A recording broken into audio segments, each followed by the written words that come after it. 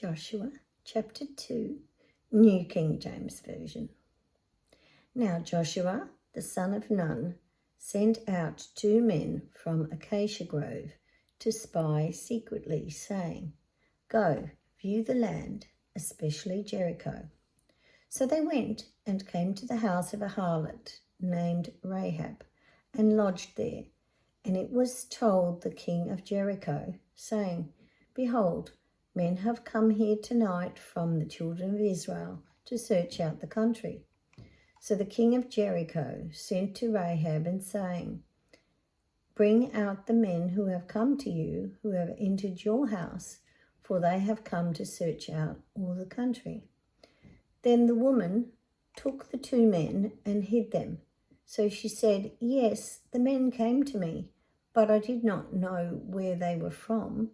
And it happened, as the gate was being shut when it was dark, that the men went out. Where the men went, I do not know. Pursue them quickly, for you may overtake them."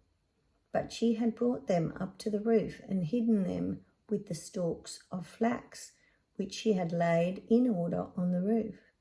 Then the men pursued them by the road to the Jordan, to the fords, and as soon as those who pursued them had gone out, they shut the gate. Now, before they lay down, she came up to them on the roof and said to the men, "I know that the Lord has given you the land, that the terror of you has fallen on us, and that all the inhabitants of the land are faint-hearted because of you. For we have heard how the Lord dried up the water of the Red Sea for you when you came out of Egypt, and what you did to the 2 kings of the Amorites who were on the other side of the Jordan, Sihon and Og, whom you utterly destroyed. And as soon as we heard these things, our hearts melted. Neither did there remain any more courage in anyone because of you. For the Lord your God, He is God in heaven above and on earth beneath. Now therefore, I beg you, swear to me by the Lord, since I have shown you kindness, that you also will show kindness to my father's house, and give me a true token, and spare my father, my mother, my brothers, my sisters, and all that they have, and deliver our lives from death." So the men answered her, "Our lives for yours, if none of you tell this business of ours. And it shall be, when the Lord has given us the land, that we will deal kindly and truly with you." Then she let them down by a rope through the window, for her house was on the city wall, and she dwelt on the wall. And she said to them, "Get to the mountain, lest the pursuers meet you. Hide there 3 days until the pursuers have returned. Afterwards you may go your way."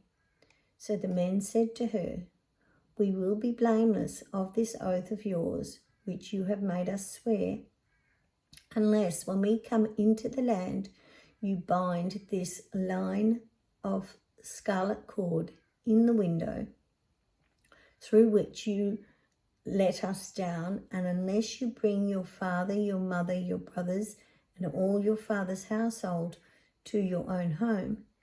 So it shall be that whoever goes outside the doors of your house and into the street, his blood shall be on his own head, and we will be guiltless. And whoever is with you in the house, his blood shall be on our head, if a hand is laid on him. And if you tell this business of ours, then we will be free from your oath which you made us swear." Then she said, "According to your words, so be it." And she sent them away, and they departed, and she bound the scarlet cord in the window. They departed and went to the mountain, and stayed there 3 days, until the pursuers returned. The pursuers sought them all along the way, but did not find them. So the 2 men returned descended from the mountain and crossed over. And they came to Joshua the son of Nun and told him all that had befallen them. And they said to Joshua, "Truly the Lord has delivered all the land into our hands, for indeed all the inhabitants of the country are faint-hearted because of us."